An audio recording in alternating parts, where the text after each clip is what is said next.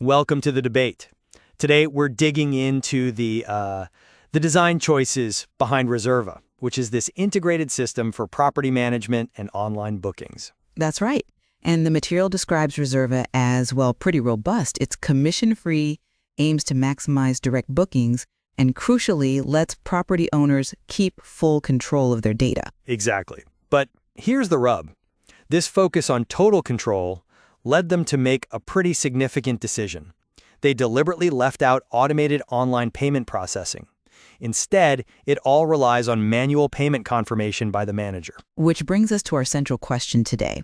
Is this trade-off, prioritizing, full profit by skipping automated payments, is that a smart strategic advantage, or is it actually a major functional flaw? And I'll be arguing that this choice is a strategic strength. It's deliberate, and it ensures maximum control and ultimately revenue growth for the owner. Okay.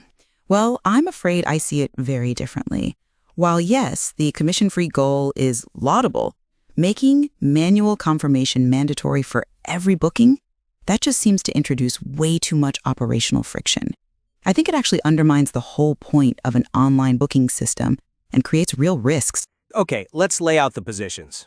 From my side, the primary goal here is really clear. It's revenue growth.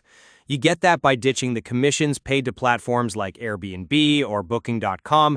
Rezerva makes this possible by pulling everything accommodations, units, those complex rates, bookings, payments into one single management panel. So the system is intentionally built for active management control, you see, not just passive automation. Because maximizing profit, well, it requires that oversight. And critically, the guest data, that's captured immediately and owned by the property manager the moment the customer hits submit on their booking request. Right, that immediate data capture is definitely a plus. I won't argue that. But let's really look at the customer journey here and the money flow. The system documentation explicitly talks about error reduction as a goal, yet this manual step seems to introduce a huge potential point of failure, doesn't it?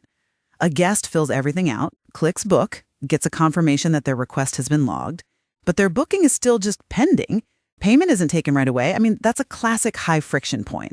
It invites confusion, customer drop-off, or maybe they just go book somewhere else while they wait for someone to manually process things. But see, that manual step is precisely the control point needed, especially when you're dealing with different, sometimes offline payment types. The system provides a very specific admin workflow for this. The manager uses a dedicated payment registration screen to log those manual payments. Maybe it's cash on arrival, maybe a bank transfer, whatever local methods are common. Then they use the invoicing tool to finalize the record.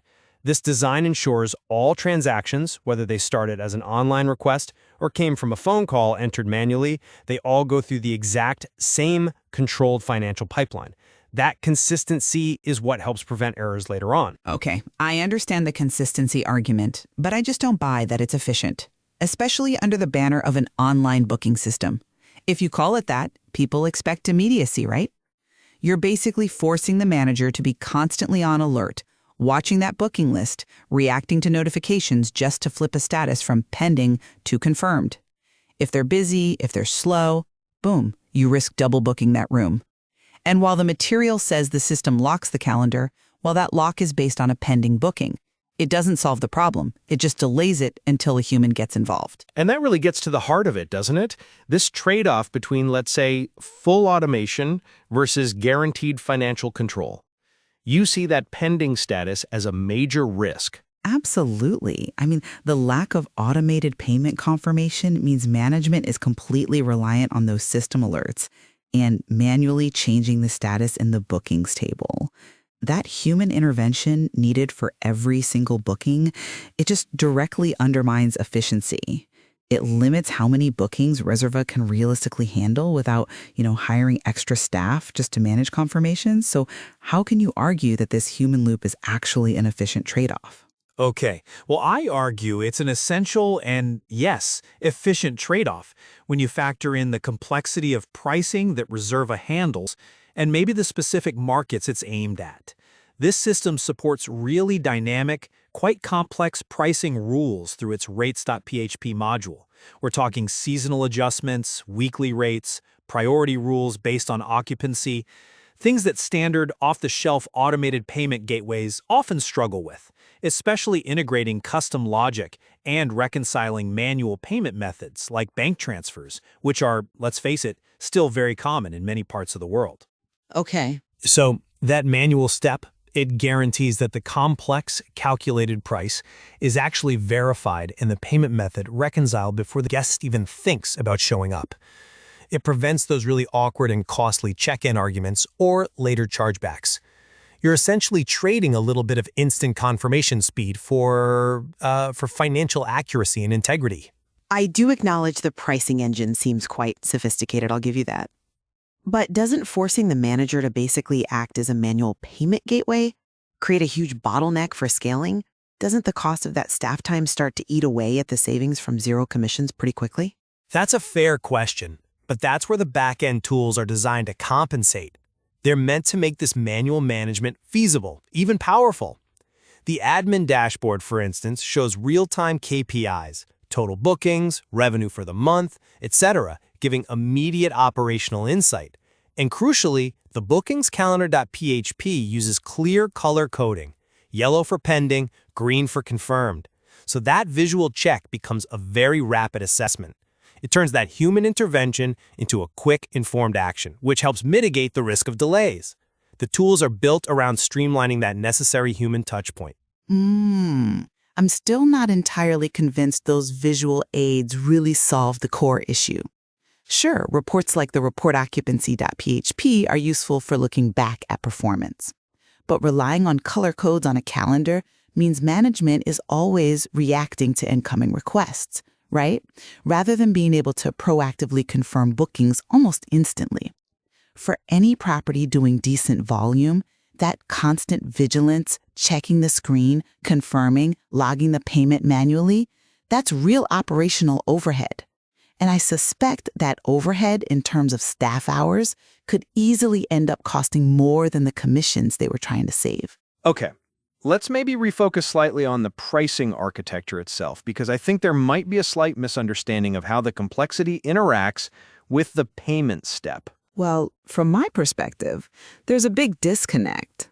Why go to the trouble of building this incredibly complex, dynamic pricing engine with all these nuanced rules for priority, minimum stays, seasons, rate types, and the rates table, if the final, critical step, authorizing the payment, is deliberately kept manual and, frankly, simplistic?